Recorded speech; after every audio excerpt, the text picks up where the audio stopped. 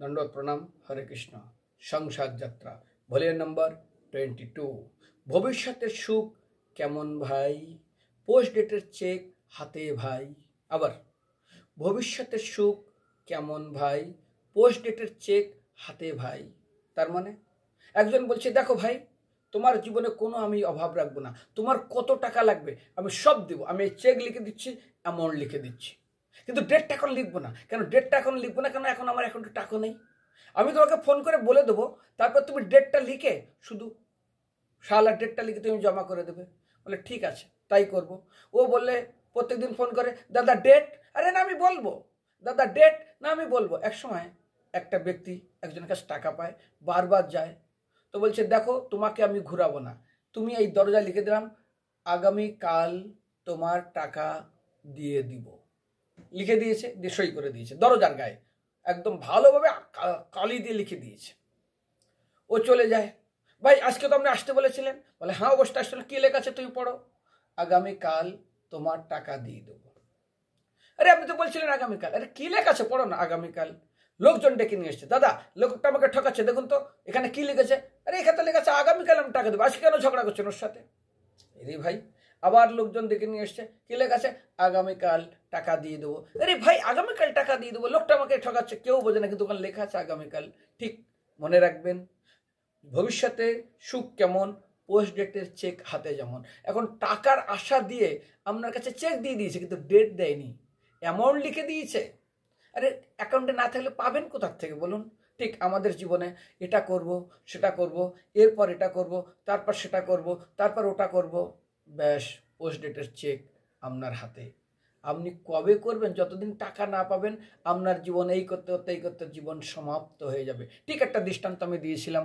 একসময় একটা খুব সুন্দর নারী, সুন্দর সেজেছে, উপযুক্ত বয়স 18 থেকে 20 বছরের ভিতর, অপূর্ব দেখতে। একটা লোক চিকিৎসা চাষ করছে মাঠে, এই শ্রাবণ মাস, আষাঢ় শ্রাবণ, কাদার ভিতরে জলের ভিতরে।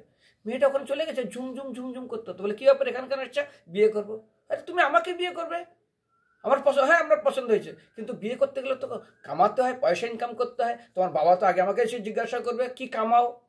নো কামাই নো জামাই, যদি কেউ কামাই না করে জামাই হতে পারবে না। আমাকে তুমি কি দেখে পছন্দ করছো? আমার তো তেমন কামাই না, লোকের বাড়ি কাজ করি। বলে না না আপনি আমাকে, আচ্ছা তোমাকে বিয়ে করতে গেলে কী করতে হবে? আপনি আমাকে যদি দৌড়িয়ে ধরতে পারেন আমি আপনাকে বিয়ে করব। ঠিক এটাই আমার কামাই, এটা দেখে আপনি বিয়ে করবো। বলে হ্যাঁ। ছেলেটা দৌড়েছে, মেয়েটা দৌড়েছে, ছেলেটা পড়ে গেল, কৃষক ধরতে পারলো না। বিশ্রাম করছে, হঠাৎ একটা ক্ষৈত্র ছেলে ওই রাস্তা দিয়ে যাচ্ছে ঘোড়ার পিঠে। এই কী ব্যাপার, এর পিছনে দৌড়াচ্ছ তোমরা, হাঁপাচ্ছ, কী হয়েছে? না কিছু না, ওই ছেলেটা আমাকে বিয়ে করতে চাইছে। এই আমি কোথায় বিয়ে করতে চাই? তুমি তো আমাকে বিয়ে করতে চাই। হ্যাঁ হ্যাঁ আমি বিয়ে করতে চাইছিলাম। বলছে না না, ক্ষৈত্র বলছে তোমাকে ওকে বিয়ে করতে হবে না, ও কৃষক, লোকের বাড়ি কাজ করে, আমাকে বিয়ে করো। বলে হ্যাঁ আপনাকে আমি বিয়ে করবো। কী করতে হবে বলুন? আমি তো সরকারি চাকরি করি। বলে না ওই সরকারি চাকরি তো করেন, আপনি আমাকে দৌড়িয়ে ধরতে পারবেন, তাহলে আপনাকে বিবাহ করবো। বলে হ্যাঁ দৌড়িয়ে ধরবো। তখন কৃষকটা বলছে আমি আরেকবার চান্স নিই। বলে হ্যাঁ আপনি আরেকবার চান্স নিন, অসুবিধা কোথায়। এবার দুজনেই দৌড়াইছে। এবার কৃষকও পড়ে গেল, ক্ষৈত্রও পড়ে গেল। তারপরে কে আসলো? তারপরে ওই রাস্তা দিয়ে ভাগ্যচক্রে যুবরাজ যাচ্ছিল, যার বিবাহ হয়নি। আরে এত পূর্ব মেয়ে, এত সুন্দর সিঙ্গার, একে দেখে খুব পছন্দ হয়েছে, তুমি আমাকে বিয়ে করো। ওদের কেন বিয়ে করবে? আমি রাজপুত্র, আমি তোমাকে রানী বানাবো। কি করতে হবে? কিছুই না, আপনি আমাকে দৌড়িয়ে ধরুন। এরা দুজন বলছে আমরা আরেকবার চান্স নেবো। বলে হ্যাঁ চান্স নাও। তিনজন দৌড়াচ্ছে, দৌড়াতে দৌড়ে কৃষক পড়ে গেছে, ক্ষৈত্র পড়ে গেছে, রাজকুমার এক আছে। রাজকুমার বলছে আর কেউ নেই, বিয়ে করলে আমাকেই করতে হবে। বলে ভাই হ্যাঁ ওইসব খাতির নেই, কন্ডিশন পালন করতে হবে। বলে কি কন্ডিশন? দৌড়িয়ে ধরতে হবে। রাজকুমার পড়ে গেল। তখন এরা তিনজন বলছে তুমি কে রে ভাই? বলছে আমার পরিচয় নেবে, আমার নাম হলো ধন দৌলত। এই রাজকুমার তোমার কত পুরুষ, এই কৃষক তোমার কত পুরুষ, আর এই ক্ষৈত্রকুমার তোমার কত পুরুষ। সবাই শুধু আমার পিছনে দৌড়াইছে, দৌড়াতে দৌড়াতে দৌড়াতে তার জীবনের শেষ নিঃশ্বাস শেষ হয়ে গেছে, কেউ আমাকে ধরতে পারেনি। আশাপাশে শত শত ক্লেশ দায় বিরত পবিত্র উমির তাই খেলা। ঠিক সেরকম ভবিষ্যতের সুখ কেমন। আজ এরা যেমন দৌড়াতে, তো বলুন একটা ব্যক্তি সংসারের জন্য শরীরে রক্ত জল করে না খেয়ে না দিয়ে এত কষ্ট করে সংসার দাঁড় করে, কয়জন সুখী? ওই ব্যক্তি যদি কি বলে আমি তোমাদের জন্য এত কিছু করেছি, কতজন সুখী? একটাই উত্তর, কি দিয়েছ, কি করেছো। কয়েকদিন আগে একটা বাড়িতে গেছি, একটা ছেলে ঝগড়া করছে, গরিবের ছেলে। অন্য অন্য ছেলেদের গাড়ি আছে, বাড়ি আছে, জমি আছে, তোমার কেন নেই? তোমার গৃহে কেন আমি জন্মগ্রহণ করেছি, ওরা সবাই সবাইকে দিচ্ছে, আমাকে কেন দিতে পারছো না? কেমন বাবা তুমি? আমি কেন গরিব? তোমার ঘরে কেন এসছি? তুমি কেন আমাকে জন্ম দিয়েছ? আর ওর বাবার দোষ, বাবা কেন ওকে জন্ম দিয়েছে এই গরিব ঘরে, তো বাবাকে অন্য ঘরে গিয়ে জন্ম দিয়ে আসবে নাকি তোকে? এই নিয়ে কি অশান্তি রে ভাই। তো ভবিষ্যতের সুখ কেমন, পোস্ট ডেটের চেক যেমন। আজ আমাদের জীবনে ঠিক সেটাই হলো ঘটনা।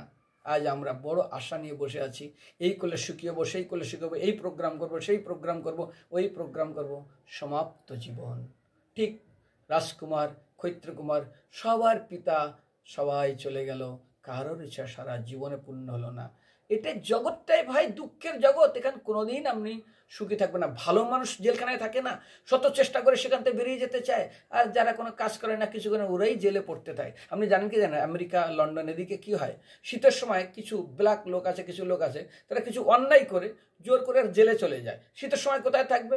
আবার যেই জেল শেষ হয়ে যায় 2-3 মাস পরে ওরা বেরিয়ে যখন গরম হয়ে যায়। ওই রকম ব্যক্তি হবে না, আমাদের বুদ্ধিমান ব্যক্তি হতে হবে। সেই জন্য বেশি আশা করবেন না। আশা করলে কিন্তু পোস্ট ডেটের চেক হাতে পড়ে যাবে, শুধু আশায় জীবন চলে যাব। হরে কৃষ্ণ।